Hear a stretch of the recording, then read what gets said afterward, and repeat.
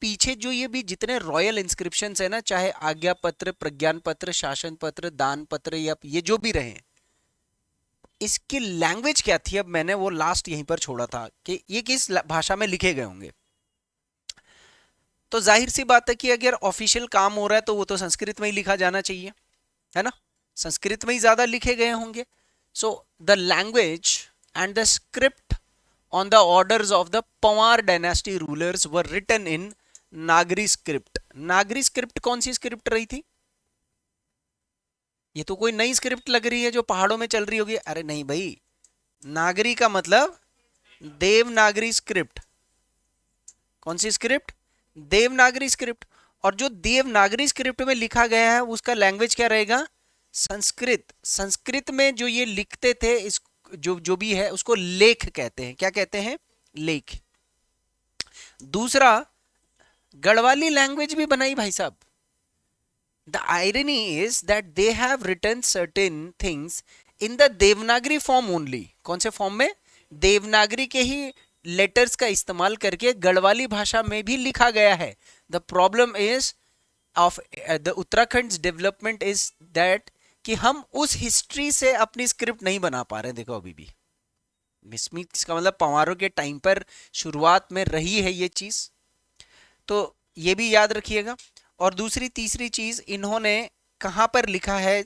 ज्यादातर जो चीजें लिखी गई हैं, ब्लैक इंक ऑन पहाड़ी पेपर, इज लाइक भोजपत्र वगैरह जो है वो पहाड़ी पेपर, तो काले इंक का काफी इस्तेमाल किया गया है। Terms used for orders in inscription.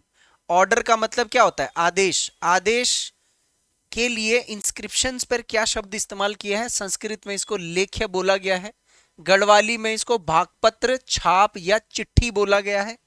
ठीक है, भागपत्र या छाप या चिट्ठी। छाप का मतलब क्या होता है? कोई चीज लिखना, छापना।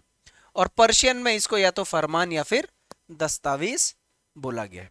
तो ये कीवर्ड्स याद करने पड़ेंगे कि जो रॉयल ऑर्डर्स थे जो किंग्स ने इशू किए थे, वो इशू किसके लिए किए थे? अपने एडमिनिस्ट्रेटिव ऑफिसर्स के लिए किए थे, या फिर इकोनॉमिक एडवाइजर्स, या जो भी इनके नीचे मंत्री वंत्री जो काम कर रहे होंगे, उनके ऊपर क्या लिखा गया था। तो संस्कृत वाले में लेख्य लिखा गया। गढ़वाली जहां पर यू नो जो आपके अलग अलग गढ़ों के अधिकारियों को जा रहे होंगे तो कुछ लोकल लैंग्वेज में भी जा रहे होंगे, उसको भागपत्र, छाप या चिट्ठी। भाग, कल भी मैंने बताया था, भागपत्र, ये वर्ड काफी यूज किया गया लोकल लैंग्वेज, लोकल उसमें। So this is all related to the sources of Pawar history, archaeological sources and the literary sources. There'll be a lot of literary sources coming ahead as per the ruler. जैसे जैसे मैं राजाओं के बारे में कराऊंगा ना, तो ये आगे काफी सारा आएगा।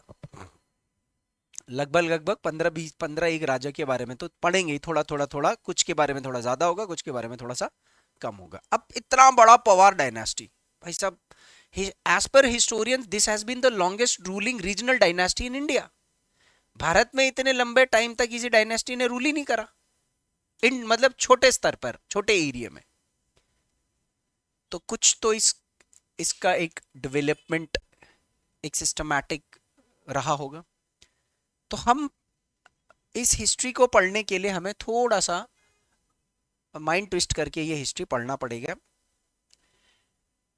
एक फॉर एग्जाम्पल, यहां पर आप ये अनंत पाल देख रहे हो ना, इसके आसपास से पहले तक एक राजा और था, लखन पाल। ठीक है, लखन पाल। तो समझ लो ये जो दो लाइन है यहां तक, तीन, दो क्या, अभी आप माइंड में अप्रोक्स दो ना, क्योंकि कोई डायरेक्ट यहां हिसाब नहीं मांगने वाला है।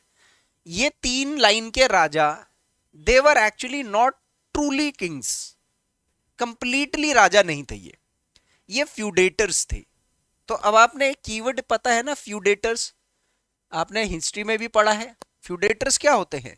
ये फ्यूडल लॉर्ड्स, अपने एरिया के राजा हैं, लेकिन ये किसी बड़े राजा के कंट्रोल में रह के काम करेंगे। तो ये सब किसी और के कंट्रोल में काम कर रहे हैं। आप दिमाग लगा सकते हो कि ये सब किसके कंट्रोल में काम कर रहे होंगे? कौन से किंगडम में, कौन से राजाओं के काम अंडर में काम कर रहे होंगे? बताओ, दिमाग लगाओ जरा, कौन सी डायनेस्टी के अंडर में काम कर रहे होंगे? अगर ये फ्यूडेटर्स थे तो किसी के कंट्रोल में तो काम कर ही रहे होंगे ना। बताओ कौन सी डायनेस्टी रही होगी? भाई क्योंकि ये सिस्टम 888 एडी से स्टार्ट हो जाएगा ना।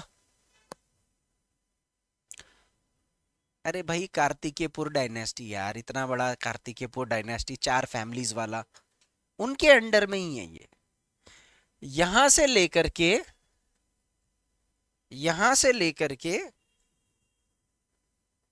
यहां तक, कहां तक? अनंतपाल से लेकर के समझ लो यहां तक, ये वाले अनंतपाल तक, यहां तक क्या होंगे ये?